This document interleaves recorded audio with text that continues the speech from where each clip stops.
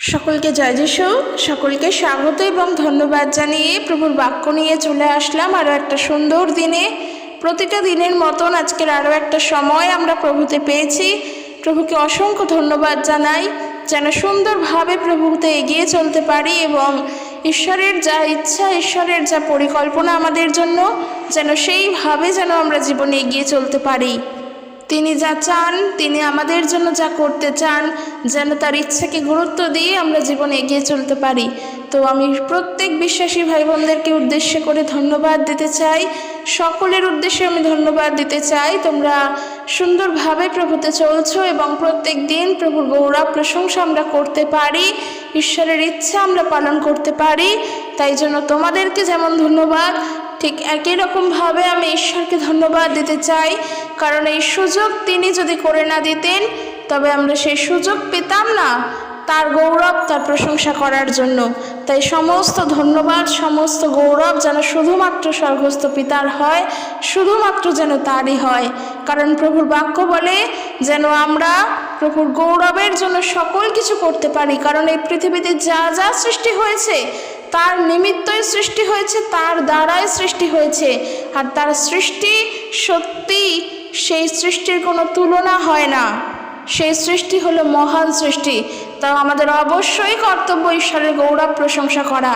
কারণ দেখো, এই যে আজকের এই জীবন আমরা পেয়েছি, এই জীবনে যে আমরা বেঁচে আছি, প্রতিটা দিন আমরা ঘুম থেকে উঠছি এবং রাতের বেলা যে ঘুমোতে যাই, সম্পূর্ণ যে সুরক্ষা তা প্রভু আমাদেরকে দান করেন। তিনি আমাদের প্রহরী, তিনি আমাদের পাহারাদার, তিনি আমাদের সুরক্ষা প্রদান করেন। প্রত্যেক দিনের জীবনের জন্য তাকে ধন্যবাদ দিই, কারণ তিনি আমাদেরকে দয়া করেছেন, তার অনুগ্রহকে আমরা পেয়েছি।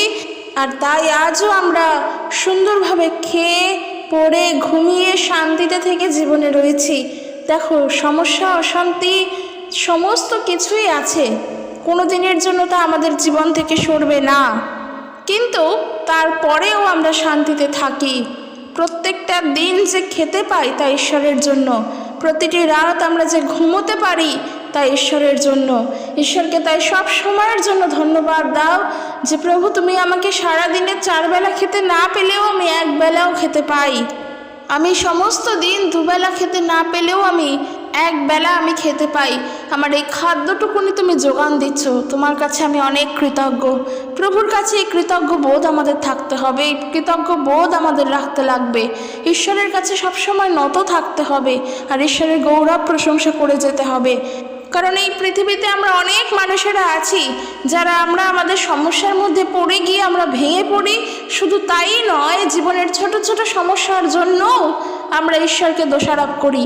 আমরা বলি যে আমি খেতেই পাই না, 1 বেলা খেয়ে কি আর জীবন কাটে? আমি খেতেই পাই না, কি ঈশ্বরের সেবা করব? আমার কাছে যা অর্থ আছে তা আমার কিছুই নয়, আমার আরও চাই ঈশ্বরকে দেখব পরে, আমার জীবন আগে আমি সুন্দরভাবে চালাই। এই সমস্ত ধরনের কথা অনেক মানুষ আছেন যারা বলে। তো আমি তাদের উদ্দেশ্যে একটা কথাই বলতে চাই, একদমই ঠিক। কারণ অর্থ ছাড়া আমাদের জীবন অচল। এই পৃথিবীতে থাকতে গেলে অর্থ ছাড়া জীবন একদমই অচল। তোমার শখের জিনিস কিছু একটা করতে গেলে, তোমার শান্তিতে একটু সুন্দরভাবে খেয়ে পড়ে থাকতে গেলে অর্থের দরকার। তোমার অর্থ ছাড়া তোমার জীবন সম্পূর্ণ অচল। কিন্তু তার মানে এমন নয় যে তুমি অর্থকে নিয়েই সারা জীবন চলবে। এই অর্থ কিন্তু একদিন ফুরিয়ে যাবে, কিন্তু ঈশ্বর যিনি তোমাকে সৃষ্টি করেছেন তিনিই তোমাকে শেষ পর্যন্ত ধরে রাখবেন। কারণ অর্থর দ্বারা আমরা সৃষ্টি নই, ঈশ্বর আমাদেরকে সৃষ্টি করেছেন। তাই জীবনে যা কিছু হয়ে যাক, যেমনই পরিস্থিতি আসুক, যাই হোক না কেন, যেন আমরা সব সময় ঈশ্বরকে সর্ববিষয়ে যেন ধন্যবাদ জানাতে পারি। কারণ এই কথা আমি নয়, এই কথা বাইবেল বলে, যেন আমরা সর্ববিষয়ে ঈশ্বরকে ধন্যবাদ দিতে জানি। যেন আমরা যেইটুখানি খাদ্য পাই, যেন সেটুকুনির জন্য ঈশ্বরকে ধন্যবাদ দিতে জানি। প্রভুর বাক্য বলে কি, যে আমরা জানি প্রভুর সেবা কার্য যারা করে তারা মহাধনী হতে পারে, তাদের ধন প্রচুর থাকতে পারে, কিন্তু তাদের ধন তখনই প্রচুর হবে যখন তার কাছে যেইটুখানি আছে তাতেই সে সন্তুষ্ট থাকবে। সত্যি কথাটা শুনতে, ঈশ্বরের এই বাক্য শুনতে, আমরা এই শিক্ষা গ্রহণ করার পর মনে করি কথাটা কতটা সত্য। শুধু তাই নয়, মনে হয় যেন এই কথাটাই আমরা পালন করে চলতে পারবো, তাহলে আমরা মহাধনী হতে পারবো। কিন্তু বিশ্বাস করো, যখন তোমার পকেটে মাত্র 2 টাকা, তুমি প্রভু সেবা কার্য করার পর মাত্র 2 টাকা হাতে পেয়েছো, তখন তোমার আর মাথায় থাকবে না যে তুমি কিভাবে মহাধনী হবে। তখন তুমি ওই চিন্তা করবে না, কারণ তখন ওই মুহূর্তেই তুমি বলবে এই 2 টাকা দিয়ে কী হবে। তাই যার অর্থ কম বা যার জীবনে অনেক কম জিনিস আছে, তারা আমরা বিশ্বাসীরা হতে পারে, আমরা বিশ্বাসী, কিন্তু আমরা আর্থিক দিক থেকে বা আমরা আর্থিকভাবে সচ্ছল নই। তাই আমি বলতে চাই, আমাদের যেন চিন্তার কোনো কারণ না থাকে, আমরা প্রভুর উপরে নির্ভর করি। আমাদের সম্পদ হলেন তিনি হলেন দয়া ধনে ধনবান। তার কাছে যা ধন আছে সেই ধন জগৎ আমাকে দিতে পারবে না, বরং এই জগৎ আমাকে যা ধন দেয় তাতে আমার চলে যাবে। কিন্তু ঈশ্বরের থেকে যা ধন পাই, সেই ধন যদি না আসতো, আজকের আমরা এই জায়গায় প্রভুর গৌরব করতেই পারতাম না। তাই প্রভুর উপরে নির্ভর করো। দয়া ধনে ধনবান তিনি শুধু নন, তিনি সমস্ত দিক থেকে ধনবান। তিনি আমাদেরকে ধন যোগান দেবেন। আর যেইটুখানি আছে জীবনে চলার জন্য, যদি তোমার অল্প রোজগার থাকে, অল্প পয়সা থাকে, তুমি তাতেই চলো, সন্তুষ্টভাবে চলো। সব সময় প্রভুকে তার জন্য ধন্যবাদ দাও যে এইটুখানি জোগাড়ও প্রভু তোমাকে দিয়েছেন। ঈশ্বর কত করুণাময়, তিনি সব সময় আমাদের রক্ষা করেন। তিনি আমাদের ঈশ্বর, তিনি যোগানদাতা ঈশ্বর, তিনি আমাদের সমস্যার কথা জানেন। আমি তো বলতে চাই একটা কথাই, সব সময় প্রার্থনা করো, প্রভুর সেবা কার্য করো, প্রভুর কাজ করো, এবং প্রভু যা চান তাই করতে চেষ্টা করো। প্রভুর যা ইচ্ছে আমাদের জন্য যেন আমরা সেটাই করতে পারি। তো আজকের যে বিষয় নিয়ে অনেক কিছু বললাম, আলোচনা অনেক কিছু করলাম, কিন্তু আজকেরও একটা বিষয় নিয়েই আলোচনা করব। তো আমি দেখলাম কমেন্ট বক্সে এক দিদি ভাই তিনি কমেন্ট করেছেন, তার দীর্ঘ 2.5 বছরের প্রার্থনা, সেই প্রার্থনার উত্তর সে এখনও পায়নি। শুধু তাই নয়, আরও অনেক ভাই বোনেরা আছো যারা কমেন্ট করো এই ধরনের। তো আজকের আমি সেই বিষয় নিয়ে আলোচনা করতে চাই যে আমাদের জীবনে অনেক প্রার্থনা থাকে, অনেক বিষয়ের জন্য, অনেক রকমের জন্য, নিজের পরিবারের জন্য, নিজের সমস্ত পরিবারের মেম্বারদের জন্য, এবং যদি কেউ অসুস্থ থাকে বা যদি কারোর কোনো সমস্যা থাকে, তার জীবন মন্দ পথে চলে যাচ্ছে, যদি এমনও কিছু থাকে, তো সমস্ত কিছুর জন্য আমাদের প্রার্থনা থাকে। এবং সেই প্রার্থনা যখন আমরা দীর্ঘদিন ধরে করি এবং আমরা প্রভুর প্রতি বিশ্বাস রেখেই যখন সেই প্রার্থনা আমাদের দীর্ঘদিনের হয়ে যায়, আমরা কি করি, একটা সময় গিয়ে আমরাও হাল ছেড়ে দিই। আর আমরা বলি কি, প্রভুর কাছে প্রার্থনা করছি, দীর্ঘ 2.5 বছর, দীর্ঘ 1.5 বছর, দীর্ঘ 3 বছর হতে চললো, এখনও আমরা উত্তর পাচ্ছি না। এই সমস্যাগুলো আমাদের আসে। তো আমি সেগুলো নিয়েই বলতে চাই। তো দেখো, শুরুতেই বলি, প্রভু যিশুর কাছে তুমি প্রার্থনা করবে আর প্রভু উত্তর দেবেন না, এইটা কোনো দিনেরই জন্য সম্ভব নয়। তাহলে এর অর্থ কি, যে যখনই আমি তাকে জানাবো, তার কাছে ডাকবো, তার কাছে আমার কথা বলবো, তিনি আমাকে উত্তর দান করবেন। তো এটাই হলো বিষয়। তার মানে আমাদের জানা উচিত যে প্রভু সব বিষয়ে উত্তর দেন। কিন্তু সমস্যা হলো কি, কেন আমরা বললাম যে আমরা উত্তর পাচ্ছি না? সেখানে তো সমস্যা রয়েছেই। যখন তোমার প্রার্থনা দীর্ঘ 1.5 বছর কি 2.5 বছর হতে চললো এবং তোমার উত্তর আসছে না, তখন ধীরে ধীরে তোমার মধ্যে থাকা বিশ্বাস কিন্তু হারিয়ে যায়, তোমার মধ্যে থাকা সেই ধৈর্য হারিয়ে যায়। কারণ শুরুতে তুমি যেই ধৈর্য সহকারে প্রার্থনা শুরু করেছিলে, যখন সেটা লং টাইম হয়ে যায়, আস্তে আস্তে সেই ধৈর্য কিন্তু হারিয়ে যায়। তখন আমরা এটাই বলি যে কতদিন ধরে প্রার্থনা করছি তাও কোনো উত্তর আসছে না, কতদিন ধরে প্রভুকে ডাকছি তাও তো কোনো উত্তর পেলাম না, সেই যেমন জীবন তেমনই চলে। ঠিক এই জিনিসটা হয়। কিন্তু একটা কথা বিশ্বাস করবে, প্রভু কিন্তু আমাদের বিশ্বাসেরও বা আমাদের ধৈর্যেরও কিন্তু পরীক্ষা নেন। পরীক্ষা শুধুমাত্র যে দেয়াবল থেকে আসে এমন নয়, কিংবা পরীক্ষা শুধুমাত্র যে ঈশ্বর থেকেই আসেন এমনটাও নয়। তো আমাদের বুঝতে হবে যে প্রভু আমাদের কখন অনুযোগ করছেন, কখন প্রভু আমাদের শাস্তির বিষয় জানাচ্ছেন। কারণ প্রভু যিশু, প্রভু ঈশ্বর, তিনি বলেন যাকে আমি প্রেম করি তাকেই আমি অনুযোগ করি। কারণ প্রভুর সেই অনুযোগ আমাদের জীবনের জন্য শিক্ষার কারণ হয়ে দাঁড়ায়। তার ফলে প্রভুর কাছে আমরা আরও একবারের জন্য নত হতে পারি। কিন্তু আমি যেটা বলছিলাম যে উত্তর আসছে না, উত্তর পাচ্ছি না, কেন পাচ্ছি না? দীর্ঘ বছরের প্রার্থনার পরেও আমি একটা কথাই বলতে চাই, যেভাবে বিশ্বাস সহকারে প্রার্থনা শুরু করেছিলে যে প্রভুর কাছে গেলে উত্তর আছে, সেই বিশ্বাসকে কোনোভাবে হারিও না। সেই বিশ্বাসকে তুমি শেষ পর্যন্ত ধরে রাখো। তোমার যেই বিষয় নিয়ে প্রার্থনা, সেই বিষয় নিয়ে সেই প্রার্থনা সেই বিশ্বাস সহকারেই শেষ পর্যন্ত করতে থাকো। হাল ছেড়ো না। সেটা 2 বছর কেন, সেটা যদি 4 বছরও হয়ে যায় তাও হাল ছেড়ো না। প্রার্থনা ধৈর্য সহকারে করতে থাকো আর এই বিশ্বাস সম্পূর্ণ রাখো। আগে প্রভুর কাছে এই বিশ্বাসটা রাখো। প্রভুর কাছে আগে স্বীকার করো যে প্রভু, আমি বিশ্বাস করি তুমি আমার জীবনে কাজ করবে। সম্পূর্ণ বিশ্বাস আমার তোমার উপরে আছে। কোথা থেকে হবে, কিভাবে হবে, কিভাবে হবে না, সেই সব চিন্তা আমি করি না, কিন্তু আমি বিশ্বাস করি তুমি আমার জীবনে কাজ করবে। সর্বপ্রথম এই বিশ্বাসটুকুনি আগে প্রভুর প্রতি আমাদের রাখতে লাগবে। যদি এই সামান্য বিশ্বাসটুকুই না করি তাহলে আর প্রভুর কাছে প্রার্থনা করে উত্তর আসবে কোথা থেকে? যদি এই বিশ্বাসটাই না থাকে যে আমি উত্তর পাওয়ার জন্য প্রভুর কাছে প্রার্থনা করছি, উত্তর আমাকে তিনি দেবেন। কিভাবে পাবো, কোথা থেকে পাবো, কেমন করে পাবো, কোন উপায় পাবো, সেগুলো কিচ্ছু জানি না, কিন্তু আমি যার জন্য পিতার কাছে জানাই, উত্তরদাতা তিনি উত্তর দেন। তাই এই একটা ছোট্ট টিপস বলতে পারো, আগে সম্পূর্ণ নিজের বিশ্বাসে স্থির হও যে তুমি উত্তর পাবে। তাই যেই দিদিভাই তুমি তোমার প্রবলেম নিয়ে আমাকে জানালে, আমি তোমার কাছে উত্তর দিয়েওছি কমেন্ট বক্সের মধ্য দিয়ে, এবং আমি ভিডিওর মধ্য দিয়েও জানাতে চাই, আগে নিজে সম্পূর্ণরূপে, শুধু তোমার জন্য নয়, যারা শুনছে প্রত্যেকের জন্য, আগে সম্পূর্ণ নিজের মধ্যে সেই বিশ্বাসটুকুনি আনো যে আমি যা চাই প্রভু আমাকে তা দেবেন। কারণ আমি প্রভুকে বিশ্বাস করি, তিনি আমাকে উত্তর দেবেন। আমি আমার বিশ্বাস সহকারে প্রভুর কাছে চাইছি। এরপর 2 নম্বর যে বিষয় বলবো, হাল ছেড়ো না। সামান্য 1.5 বছর তো আমরা অনেক বছর মনে করি, কিন্তু এমনও অনেক মানুষ আছে যারা দীর্ঘ 5 বছরের প্রার্থনার উত্তরও পেয়েছেন প্রভুর থেকে। আর তারা প্রভুর প্রতি সম্পূর্ণ ধৈর্যশীল, সম্পূর্ণ বিশ্বাসযুক্ত। এমন অনেক বিশ্বাসী আছেন, প্রভুর নামে তারা সাক্ষ্য প্রদানও করেন।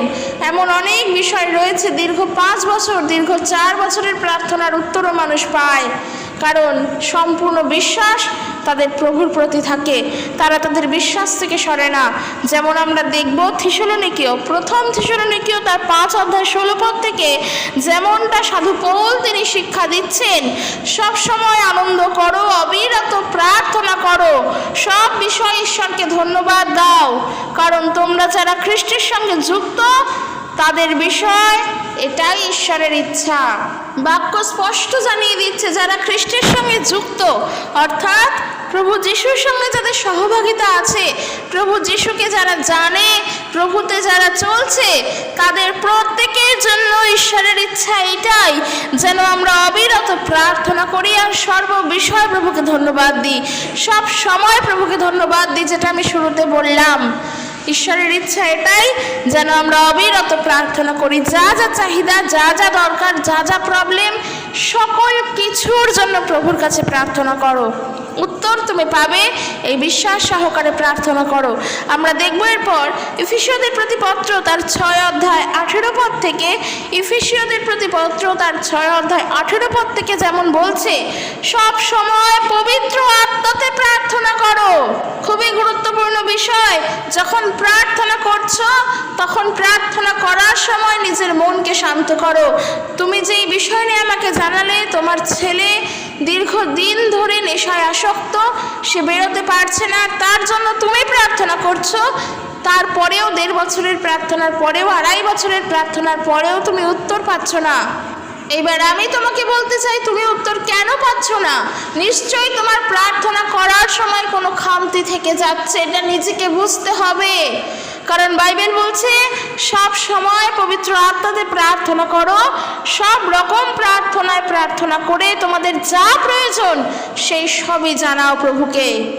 যখন তুমি তোমার প্রবলেম নিয়ে প্রার্থনা করছো, সেটা যেই হোক না কেন, যার যাই প্রবলেম হোক না কেন, যখন প্রবলেম নিয়ে প্রভুর কাছে প্রার্থনা করছো, তখন প্রার্থনা করার সময় এইটা মনে রাখো যে প্রভু এখন আমি তোমার সাথে কথা বলছি, আমার প্রবলেম আমি তোমাকে জানাচ্ছি, আমার প্রবলেম তোমাকে জানানোর আগেই আমি জানি তুমি আমাকে উত্তর দিয়ে দেবে, কারণ আমার সমস্যা তুমি দেখতে পাও। আমি পবিত্র আত্মার সাহায্যে প্রার্থনা করছি, আমি আত্মাতে প্রার্থনা করছি, তুমি জানো আমার সমস্যা কোথায়। আমি বিশ্বাস করি আমার প্রবলেমগুলো তুমি মুক্ত করবে, আমি বিশ্বাস করি তুমি আমাকে সাহায্য করবে। তুমি কখন করবে, কখন তোমার সময় হবে আমি জানি না, কিন্তু আমি আমার প্রবলেমগুলো এবং আমি আমার নিজেকে তোমার হস্তে সমর্পণ করলাম, আমি তোমার হাতে রাখলাম। তোমার আত্মার দ্বারা আমাকে পরিচালনা করো, তোমার আত্মার দ্বারা আমাকে তুমি উত্তর দাও, তোমার আত্মার দ্বারা তোমার সময় অনুযায়ী তোমার ইচ্ছা অনুযায়ী তুমি আমাকে উত্তর দাও। কিন্তু আমি একটা জিনিস বিশ্বাস করি, তুমি আমাকে সম্পূর্ণ আমার সমস্যার থেকে মুক্ত করবে।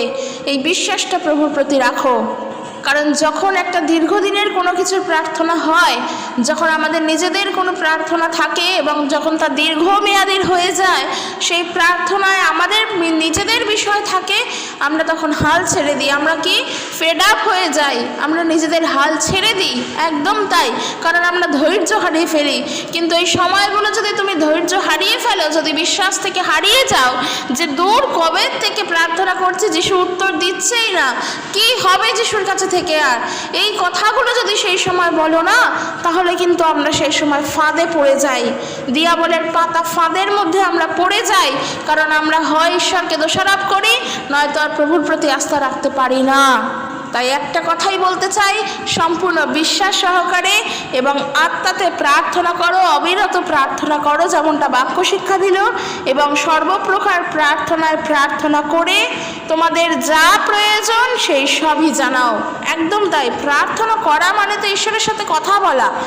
তাহলে যখন তুমি তোমার প্রার্থনায় উত্তর পাচ্ছ না, তখন প্রভুকেই জিজ্ঞেস করো যে প্রভু আমি কেন এখনো উত্তর পাচ্ছি না, আমি তোমার থেকে জানতে চাইছি কিন্তু আমি এখনো কেন উত্তর পাচ্ছি না, আমার ভুলগুলো কোথায়, তুমি আমার ভুলগুলো দেখিয়ে দাও।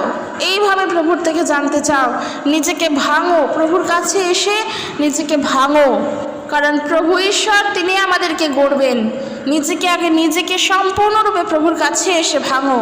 কেন উত্তর পাচ্ছি না, কি কারণ, এগুলো প্রভুর থেকেই জানতে চাও। তিনি তোমাকে রব দেবেন, তিনি তোমাকে উত্তর দেবেন, কিন্তু বিশ্বাস করো, এতটুকুনের জন্য বিশ্বাস হারিও না, একটুখানি সময়ের জন্য হলেও হাল ছেড়ো না, কারণ প্রার্থনা যখন দীর্ঘমেয়াদী তখন আমাদের হাল ধরে থাকতেই হবে যে আমি উত্তর এখান থেকেই পাবো, না পেলে না পাবো, কিন্তু পেলে এখান থেকেই পাবো, কিন্তু বিশ্বাস আমি পাবই, আর অন্য কোথাও যাব না। এই দৃঢ় বিশ্বাস আমাদের রাখতে লাগবে। এই বিষয়ে আমি বলতে চাই, ঈশ্বরের সঙ্গে যখন আমরা চলি, প্রভুতে যখন চলছি, আমরা কিন্তু প্রতিটা দিন যুদ্ধ করেই চলছি। এখন যেমন ইন্ডিয়া আর পাকিস্তানের মধ্যে যুদ্ধের সংঘাত শুরু হচ্ছে, আশা করি পরবর্তীকালে আমরা জানি না কি হবে। যাই হোক না কেন, দুই পক্ষের সেনারাই কিন্তু সব সময় প্রস্তুত। শত্রুপক্ষ কখন অ্যাটাক করবে তারা কিন্তু কেউ জানে না, সেই কারণের জন্য উভয় পক্ষ সব সময় রেডি আছে। আর প্রভু যীশু খ্রিস্টতে যারা চলছে তারাও খ্রিস্টের সৈনিক। আমাদের শত্রুপক্ষ কে? বাইবেল বলছে যেমন দেশের শত্রুপক্ষকে চেনা যায়, দেশের শত্রুপক্ষকে জানা যায়, তার অস্ত্র কটা আছে তাও বোঝা যায়, কিন্তু যখন আধ্যাত্মিক বিষয় এসে, আধ্যাত্মিক জায়গায় এসে শত্রুপক্ষ থাকে, তাদেরকে দেখা যায় না, তাদেরকে জানা যায় না, তাদের অস্ত্রকেও বোঝা যায় না। আর যখন আমরা খ্রিস্টের সঙ্গে যুক্ত, যখন আমরা খ্রিস্টেতে চলছি, তখন আমাদের এই যুদ্ধ কার সঙ্গে? ঈশ্বরের বাক্য অনুসারে আমাদের এই সংগ্রাম কখনোই একজন দেহধারী মানুষের সঙ্গে নয়, রক্ত মাংসের মানুষের সঙ্গেও নয়, এই যুগের, অন্ধকার যুগের এই মহাজাগতিক ক্ষমতার সঙ্গে এবং স্বর্গরাজ্যের মন্দ শক্তিসমূহের সঙ্গে আমাদের এই সংগ্রাম, এই জগতের অধিপতিদের সঙ্গে আমাদের এই সংগ্রাম, এই জগতের অধিপতি দিয়াবলের সঙ্গে আমাদের এই যুদ্ধ। তুমি যেই বিষয় নিয়ে জানালে আমাকে, তোমার ছেলে নেশার মধ্যে যুক্ত এবং তোমার 2.5 বছরের প্রার্থনাতেও উত্তর আসছে না, আমি বলতে চাই, তুমি যে প্রত্যেক দিন প্রার্থনা করছো না, এরকম যাদের যাদের প্রবলেম, তারা তোমরা প্রতিদিন যে প্রার্থনা করছো সেই প্রার্থনার উত্তর ঈশ্বরের কাছ থেকেই আসবে, বিশ্বাসটা রাখো।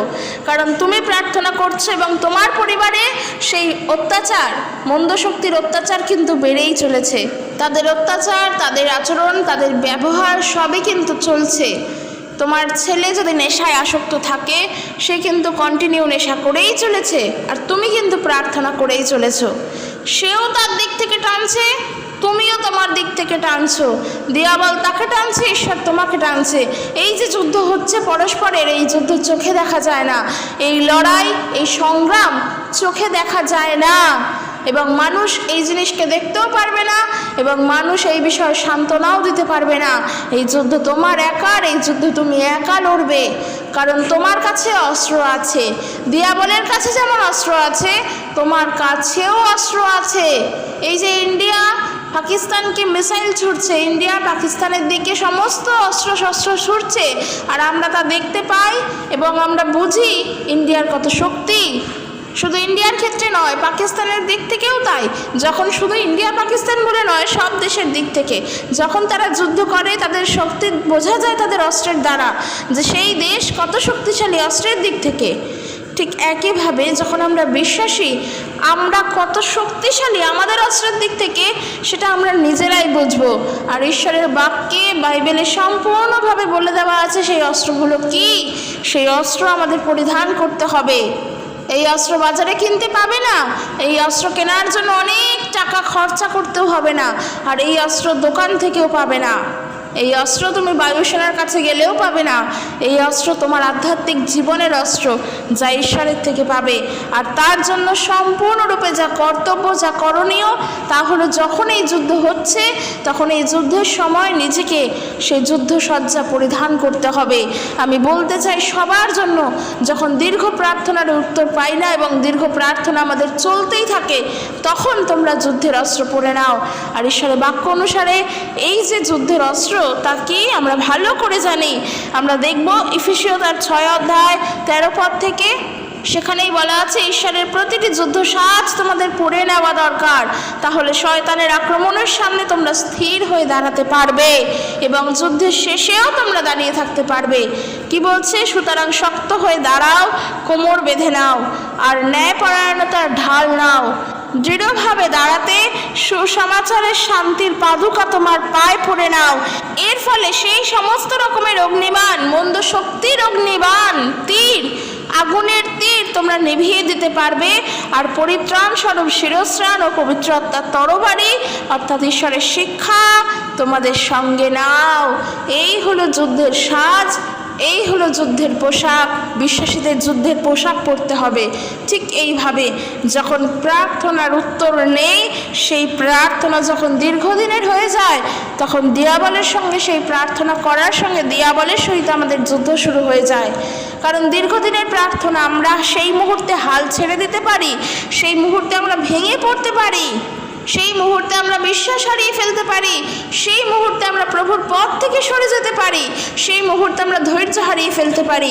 এই সমস্ত জিনিসটা দিয়াবলের ইচ্ছা দ্বারাও হয়। কারণ আমরা কখনো, যারা প্রভুতে স্থির, কখনো প্রভুকে ছাড়ার কথা আমরা মাথাতেও আনবো না। যারা আমরা প্রভুতে স্থির, কখনো প্রভুর পথ থেকে হারানোর কথা আমরা মাথাতেও আনবো না। কিন্তু যখন দীর্ঘ প্রার্থনার উত্তর পাচ্ছি না, তখন আমরা সেখান থেকে সরে আসার জন্য চিন্তা করি যে কী হবে যিশুর কাছে থেকে, কোনো লাভ তো হচ্ছে না। কে বলেছে পাবে না তুমি উত্তর? তার আগে নিজে যুদ্ধসজ্জা পরিধান করো, বিশ্বাসের ঢাল নিজের সঙ্গে রাখো, সত্যটা নিজের রাখো, ঈশ্বরের শিক্ষা নিজের সঙ্গে নাও, শান্তির সুসমাচার নিজের সাথে নাও, তুমি যুদ্ধে জয়ী হবেই। এবং আমি আরও অনেকগুলো বিষয় জানাতে চাই, যেমন তুমি আজকের জানালে তোমার পরিবারে তোমার ছেলে, সে এখনও পর্যন্ত সেই মন্দতায় ডুবে রয়েছে। শুধু তোমার ছেলে বলে নয়, আমাদের এই পরিবেশে, আমাদের এই রাজ্যে অনেক পরিবার আছে যাদের পরিবারের মধ্যে এমন অশান্তি, এমন প্রবলেম। তারা সবাই তো প্রভুকে জানে এমনটা নয়, কিন্তু যারা আমরা খ্রিস্ট বিশ্বাসী, ঠিক এরকম বিশ্বাসীদের পরিবারেই অনেক রয়েছে এমন সমস্যা, তাদের সবার জন্য আমি বলতে চাই, তাই অবশ্যই ভিডিওটি সবার কাছে পৌঁছে দিও। সবার জন্য বলতে চাই, চেষ্টা করো নিজের পরিবারের কাছে ঈশ্বরের সুসমাচার পৌঁছে দেওয়ার। কারণ যারা এমন মন্দতায় রয়েছে, যখন তারা ভালোভাবে থাকে, এটা একটা বুদ্ধি তোমরা খাটাবে, যখন তারা ফ্রেশ মাইন্ডে থাকে তাদেরকে সঙ্গে করে নিয়ে বসো, তাদের কাছে প্রভু সুসমাচার দাও। প্রভু যিশু তিনি কে ছিলেন, তিনি কেন পৃথিবীতে এসেছেন, তার জীবনের প্রত্যেকটা কাহিনী, কষ্টের কথা সব কিছু সেই ব্যক্তিকে জানাও। ঈশ্বর যদি চান তবে তাকে পরিবর্তন করতেই পারেন, এবং তার জন্য প্রার্থনা করো, অনবরত প্রার্থনা করো। প্রয়োজন পড়লে চোখের জলের সহিত প্রার্থনা করো, ঈশ্বরের কাছে কেঁদে প্রার্থনা করো। তোমার ইচ্ছা অনুযায়ী যেভাবে তুমি পারো সেইভাবে প্রার্থনা করো, উপবাস প্রার্থনা করো, কিন্তু হাল ছেড়ো না। কারণ তুমি তোমার প্রার্থনাতে জয়ী হবেই। প্রভু তোমার বিশ্বাসের পরীক্ষাও ধরেন, প্রভু তোমার বিশ্বাসকেও পরীক্ষা করে দেখেন যে প্রভুর প্রতি তোমার বিশ্বাস সম্পূর্ণ আছে কিনা, তুমি ধৈর্য হারাবে কিনা। প্রভু তোমার বিশ্বাসকেও পরীক্ষা করেন। আর ঈশ্বরের এই পরীক্ষা আমাদের জন্য কখনো অমঙ্গল নিয়ে আসে না, আমাদের জন্য কখনো অশান্তি নিয়ে আসে না। ঈশ্বরের এই পরীক্ষা আমাদের জন্য শান্তি নিয়ে আসে, আমাদের সেই অনন্ত জীবনের সুখ নিয়ে আসে। তাই যেন আমরা এমনটা না ভাবি যে দীর্ঘ প্রার্থনার পরেও কোনো উত্তর আসছে না মানে প্রভু আমাকে উত্তর দেন না, কিংবা প্রভু আমার কথা শোনেন না। না, তোমার লড়াই তোমাকে একাই লড়তে হবে। এই লড়াইয়ে সবাই তোমার সঙ্গে থাকবে, কিন্তু ময়দানে নেমে লড়াই কিন্তু তোমাকেই লড়তে হবে। তোমার পরিবারের জন্য তোমাকেই প্রার্থনা করতে হবে। আমরা সবাই প্রার্থনা করতে পারি এবং করবও, কিন্তু হয়তো আমাদের প্রার্থনা একবার হবে, কিন্তু তোমার প্রার্থনা হবে চোখের জলের সহিত দিন রাত, তোমার প্রার্থনা হবে ধৈর্যের সহিত অবিরত, তোমার প্রার্থনা হবে বিশ্বাসের সহিত সব সময়। কারণ এই লড়াই তুমি লড়ছো। এই লড়াইয়ে আমরা জানতে পারি কি সমস্যা, কিন্তু এই লড়াই যখন তুমি লড়ছো, তোমার বিশ্বাসের পরীক্ষাও সেখানে হয় যে প্রভুকে তুমি কতটা বিশ্বাস করো। তাই একটা কথাই আমি বারবার বলতে চাই, সেটা যতই দীর্ঘ বছরের বা দীর্ঘমেয়াদী প্রার্থনা হোক না কেন, প্রভুর প্রতি আস্থাকে হারিও না, প্রভুর প্রতি বিশ্বাসকে হারিও না। প্রভুর প্রতি যে ধৈর্য সহকারে শুরুর থেকে বিশ্বাস সহকারে প্রার্থনা করেছিলে, সেই বিশ্বাস সেই ধৈর্য শেষ পর্যন্ত ধরে রাখো। কারণ বাইবেলে আমরা দেখতে পাই, ঈশ্বরের বাক্য যেমনটা বলে, যে কেহ শেষ পর্যন্ত স্থির থাকে সেই রক্ষা পায়। শুধু তাই নয়, প্রকাশিত বাক্য যখন আমরা পড়ব, যখন সেই সপ্তমণ্ডলীর উদ্দেশ্যে যখন পত্র আছে, প্রেরিত যোহন যখন সেই সপ্তমণ্ডলীর উদ্দেশ্যে পত্র দিয়েছেন, সেই প্রত্যেকটা যদি ভালো করে লক্ষ্য করে দেখি, প্রত্যেক মণ্ডলীর পত্রের শেষে একটা কথাই বারবার লেখা রয়েছে, একটা কথাই প্রভু ঈশ্বর, প্রভু যিশু বারবার বলেছেন প্রত্যেক মণ্ডলীর পত্রের শেষে, যে জয়ী হয় তাকে প্রভু পুরস্কার দান করেন। যে কেহ শেষ পর্যন্ত স্থির থাকে, যে জয়ী হয় তাকে প্রভু পুরস্কার দেন। যদি আমরা প্রকাশিত বাক্য তার 2 অধ্যায় যদি আমরা দেখি, সেখানে দেখব প্রথম যা পত্র তা হলো ইফিসের মণ্ডলীর কাছে যিশুর পত্র। ইফিসে যে মণ্ডলী আছে সেই মণ্ডলীর কাছে যা পত্র, সেই পত্রের শেষে যেটা বললাম, প্রত্যেক পত্রের শেষে দেখব প্রকাশিত বাক্য তার 2 অধ্যায় 7 পদ, সেখানে প্রভু বলছেন যে বিজয়ী হয় আমি তাকে জীবন বৃক্ষের ফল খাওয়ার অধিকার দেব। এই বৃক্ষ রয়েছে ঈশ্বরের বাগানে। যখন আমরা এরপর আরও একটি মণ্ডলী, দ্বিতীয় মণ্ডলীর উদ্দেশ্যে যে পত্র আছে, সেই মণ্ডলীর উদ্দেশ্যে যখন দেখব ইফিসীয় তার 2 অধ্যায় যদি 11 পদ দেখি, সেখানেও বলছে যে জয়ী হবে সে দ্বিতীয় মৃত্যু দ্বারা আঘাত পাবে না। এই যে দ্বিতীয় মৃত্যু, এই দ্বিতীয় মৃত্যু কি সে বিষয়ে প্রকাশিত বাক্যতেই বলা আছে যে জয়ী হবে, যে প্রভু যিশুকে জেনে শেষ পর্যন্ত স্থির থাকতে পারবে, খ্রিস্ট থেকে সে সরবে না, সে দ্বিতীয় মৃত্যু দ্বারা আঘাতপ্রাপ্ত হবে না। এর পরের মণ্ডলী যদি দেখি, প্রকাশিত বাক্য তার 2 অধ্যায়ই আছে, যদি 17 পদ দেখি, সেখানে বলছেন প্রভু যে জীবনে জয়ী হয় তাকে আমি গুপ্ত মান্নার অংশ খেতে দেব, এবং আমি তাদের প্রত্যেককে একটি করে সাদা পাথর দেব। সেই পাথরের উপরে এক নতুন নাম লেখা আছে, যা অন্য কেউ জানতে পারবে না, কেবল যে তা পাবে সেই জানতে পারবে। অর্থাৎ এরমভাবে 7টা মণ্ডলী যদি দেখি, সেখানে আমরা একটা বিষয় এখানে কমন বিষয় দেখছি। প্রভু বলছেন যে জয়ী হবে তাকে পুরস্কার প্রভু দেবেন। এগুলো সমস্ত পুরস্কার প্রভু আমাদেরকে আশীর্বাদ করবেন, কিন্তু বলছেন যে জয়ী হবে, অর্থাৎ যে শেষ পর্যন্ত জয়ী হবে। তাই যেটা বলছিলাম, খ্রিস্টটা থেকে হাল ছেড়ো না। প্রার্থনা করছো, জয়ী হওয়ার জন্য প্রার্থনা করো, যে আমরা যা বলছি, আমরা যা চাইছি তা আমরা পাবোই, প্রভুই তা আমাদেরকে দেবেন। আমরা অন্য পথ ধরবো না, অন্য কোনো রাস্তা ধরবো না, অন্য কোনো পথে দিশারি হব না, কারণ প্রভুই হলেন আমাদের পথ, আর সেই সত্যকে, সেই পথকে আমরা পেয়েছি। তাই আর আমরা অন্য কোনো পথে যাব না। এই স্থিরতায় থাকো এবং প্রভুই যে উত্তর দেবেন সেই বিশ্বাসেও স্থিরই থাকো, অবশ্যই উত্তর পাবে। কিন্তু সম্পূর্ণ বিশ্বাস, সম্পূর্ণ ধৈর্য সহকারে প্রার্থনা চালিয়ে যাও। যেমন প্রার্থনা করছো তেমন করো, এবং যাদের জন্য প্রার্থনা করছো তাদের কাছে প্রভু যিশুর কথা জানাও, তাদেরকে প্রভু যিশুর বিষয়েও বলো, যেন তারাও আস্তে আস্তে জানতে পারে। এতে উদ্ধারপ্রাপ্ত আমরা প্রত্যেকে হব, প্রত্যেকটা পরিবার প্রভুতে উদ্ধার পাবে, যদি তারা প্রভুর নামকে স্বীকার করে, যদি তারা প্রভু যিশুকে বিশ্বাস করে।